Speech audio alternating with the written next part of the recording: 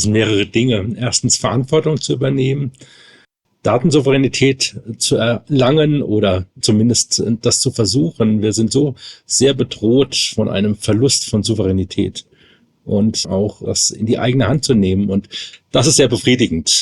Das, was mich fasziniert, ist wirklich der soziale Prozess, der Austausch mit Autorinnen, Herausgeberinnen, mit Verlegerinnen und dass es eben nicht nur ein technisches System ist von effizienten Workflows, sondern ein inhärent soziotechnisches System, basierend auf sozialen Beziehungen. Und durch dieses gemeinsame Arbeiten kann man wirklich auch neue Formate entwickeln, sich Gedanken machen, wie man durch digitales Publizieren, durch die Einbindung von Forschungsdaten oder Forschungsmaterialien auch den Forschungsprozess in der Publikation transparenter und nachvollziehbar machen kann. Und das ist einfach eine total spannende Entwicklung.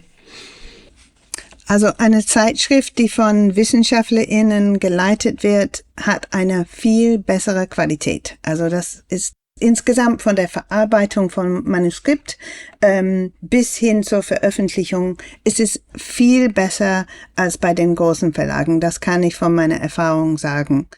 Ja, wissenschaftsgeleitetes Publizieren eröffnet die wunderbare Chance, wieder eigenverantwortlich darüber zu entscheiden, wie das von uns produzierte Wissen zugänglich gemacht wird.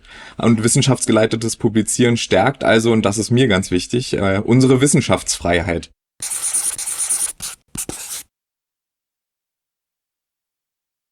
Oh, es gibt so viele Herausforderungen aktuell, aber eine Herausforderung, die ich besonders hervorheben möchte, ist das Streamlining des wissenschaftlichen Outputs, das wir gegenwärtig erleben. Also große Verlage pressen Forschung in standardisierte Formate, die die methodische Vielfalt ersticken. Und ich sehe hier wirklich eine Gefahr für die Bibliodiversität, die ganz, ganz wichtig ist für die unterschiedlichen Fachkulturen. Und hier müssen wir Infrastrukturen entwickeln und ermöglichen, die eben eine Vielfalt zulassen. Ja, was ich auch gerade in der Rechtswissenschaft beobachte, ist ein durch die Digitalisierung doll verstärkter Kontrollverlust von uns Wissenschaftlerinnen und Wissenschaftlern über unsere Publikationen. Wir verlagern bisher in der Regel ausschließliche Verwertungsrechte über unser geschaffenes Wissen, und was im digitalen Raum aber dazu führt, dass immer mehr geschlossene Wissenssilos entstehen, auf die wir dann teilweise gar keinen Zugriff mehr haben. Ja, und dann gibt es das Problem geistiges Eigentum oder Ownership, ja. Also wenn ich eine Zeitschrift gründe, muss ich darauf achten, dass sie in den Händen von einer Fachgesellschaft ist. Man möchte nicht zum Beispiel, dass ein Verlag eine Zeitschrift übernimmt. Das ist dann ähnlich wie ein Startup, dass es abgekauft werden kann. Wir haben aktuell eine Situation, wo die Publikationsinfrastrukturen stark gefördert werden, was auch extrem gut ist. Gleichzeitig aber die redaktionelle Arbeit immer noch auf so eine Lösung wartet. Und die ist total wichtig, denn wir Redakteurinnen sind es auch, die mit den Autorinnen an der Qualität des Textes arbeiten, die auch strategisch gucken, wo wollen wir hin mit der Zeitschrift. Und da gibt es einfach noch das Problem, dass noch nicht so richtig erkannt worden ist, dass das eine Form von Arbeit ist, die für das wissenschaftliche Publizieren enorm wichtig ist. Und da sehe ich auch nochmal eine wichtige Message auch an die Hochschulleitungen, denn die sind aktuell, glaube ich, sehr stark der Meinung, dass Open Access ein Thema für die Bibliotheken ist, sehen das Thema aber gar nicht in den Fachbereichen und in den anderen wissenschaftlichen Einrichtungen in den Häusern.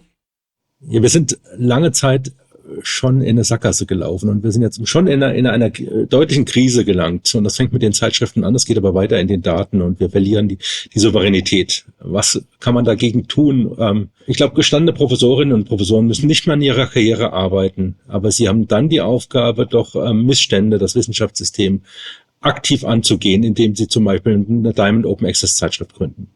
Bei den Geldflüsse und die sind schmerzhaft hoch. Das sind die Flüsse, die an das Oligopol aus Elsevier und so weiter, diese Verlage gehen.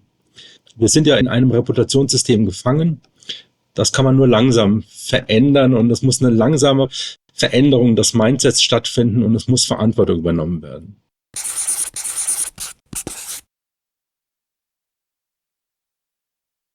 Ich begegne den Herausforderungen durch aktive Vernetzung. Ich arbeite zum Beispiel mit Kolleginnen in Initiativen wie dem Scholar-led Network oder dem Open Access Network zusammen, sowie auch in Gremien wie zum Beispiel im DFG-Ausschuss für wissenschaftliche Bibliotheken und Informationssysteme, um wirklich strukturelle Veränderungen mitzugestalten. Wir hatten im Open Gender Journal jetzt das Glück, dass wir für einige Jahre Teil waren von der konsortialen Finanzierung Koala. Da wird Geld von Bibliotheken eingesammelt, um dann verschiedene Zeitschriften zu unterstützen. Jetzt sind wir Teil des Sozio-Hub-Zeitschriftenbündels und das gibt uns finanziellen Spielraum, um beispielsweise Lektorate und Layouts auch extern machen zu lassen. Also wenn man eine neue Zeitschrift gründet, braucht man sehr viel Geduld. Ja, es dauert einige Jahre, bis man bestimmte Metriken erreicht, zum Beispiel Citation Index und so weiter. Und man braucht Unterstützung und es gibt Unterstützung. Ja. Und Open Library of the Humanities zum Beispiel, wo unsere Zeitschrift Laboratory Phenology jetzt ist, haben viel Arbeit für uns übernommen. Ja, ich denke, wir können der Herausforderung sicherlich uns eindeutig nur gemeinsam stellen. Zentral ist dafür eine Vernetzung in der Fachdisziplin und auch darüber hinaus, auch mit weiteren relevanten Stakeholdern, also Bibliotheken, Infrastrukturförderern wie der DFG. Und da sollten wir Foren aufbauen, in denen wir die Kompetenzen sammeln, auch zu ganz praktischen Fragen, wie funktioniert eine Konsortialfinanzierung und ähnliches.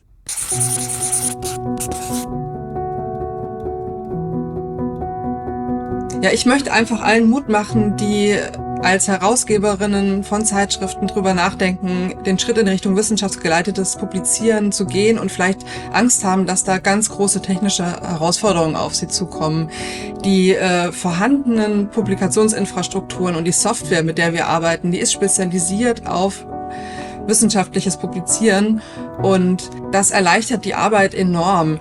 Ja, mit Erich Kästner, es gibt nichts Gutes, außer man tut es.